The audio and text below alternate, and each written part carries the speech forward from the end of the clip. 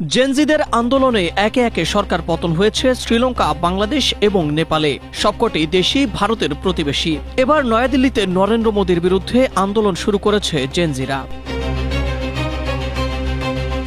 শ্রীলঙ্কা, বাংলাদেশ এবং নেপালে মূলত বেকারত্বের হতাশা এবং সরকারের দুর্নীতি থেকেই জেনজিদের আন্দোলনের সূত্রপাত হয়। প্রথমে ছোট ছোট বিক্ষোভ মিছিল, এরপর বড় সমাবেশ। একসময় তা দাবানলের মতো ছড়িয়ে পড়ে। এভাবেই দক্ষিণ এশিয়ার 3 দেশে সরকার পতন হয়েছে।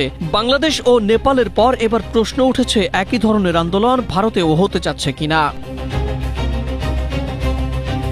কারণ 2014 সালের পর থেকেই একচেটিয়া ক্ষমতা ভোগ করছে মোদীর নেতৃত্বাধীন বিজেপি সরকার। উন্নয়ন আর হিন্দুত্ববাদের প্রচারণা চালিয়ে রাজনৈতিক সুবিধা নিচ্ছে দলটি। স্ট্রবেরি সুপার ডটেড ও ক্লাসিক ভ্যারিয়েন্ট সেনসেশন জাগুক শিহরণ।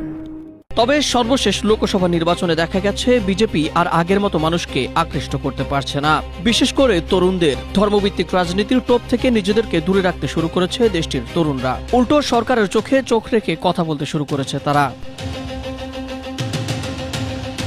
সম্প্রতি দেশটির বিভিন্ন পরীক্ষার অনিয়মকে কেন্দ্র করে ক্ষোভ আরও বেড়েছে, যার ফলে তেলাপোকা জনতা পার্টি বা সিজেপির উত্থান ঘটেছে।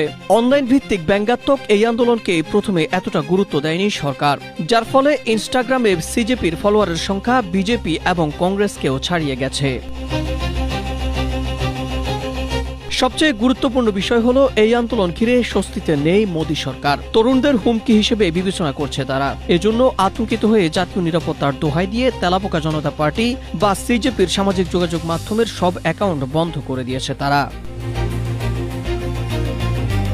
প্রথমে মনে হচ্ছিল অনলাইনে জনপ্রিয়তার সঙ্গে বাস্তবতার কোনো মিল নেই। সামাজিক যোগাযোগ মাধ্যমে ভাইরাল হয়ে কোনো কিছুই প্রতিষ্ঠা করা যায় না। তবে এই ধারণা পাল্টে গেছে গেল শনিবার। এদিন নয়াদিল্লিতে সিজেপি বিক্ষোভ মিছিল করেছে।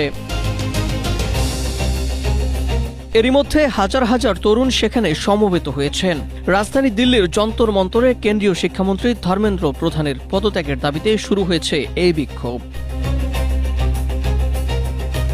সামাজিক যোগাযোগ মাধ্যম এক্সে দেওয়া এক পোস্টে তেলাপোকা পার্টি লিখেছে, আমরা এই শিক্ষামন্ত্রীকে নির্বাচিত করে সেখানে পাঠিয়েছি। তিনি আমাদের করের টাকায় বেতন পান, অথচ তার আমলে কোটি কোটি তরুণের ভবিষ্যৎ অনিশ্চয়তার মধ্যে পড়েছে। সিজেপি আসছে, ধর্মেন্দ্র প্রধানকে বিদায় নিতে হবে। শুধু তাই নয়, ইতিমধ্যে এই বিক্ষোভকে কেন্দ্র করে দেশটির প্রধানমন্ত্রী নরেন্দ্র মোদী, স্বরাষ্ট্রমন্ত্রী অমিত শাহ এবং শিক্ষামন্ত্রী ধর্মেন্দ্র প্রধানের বাসভবনের বাইরে অতিরিক্ত নিরাপত্তা বাহিনী মোতায়েন করা হয়েছে।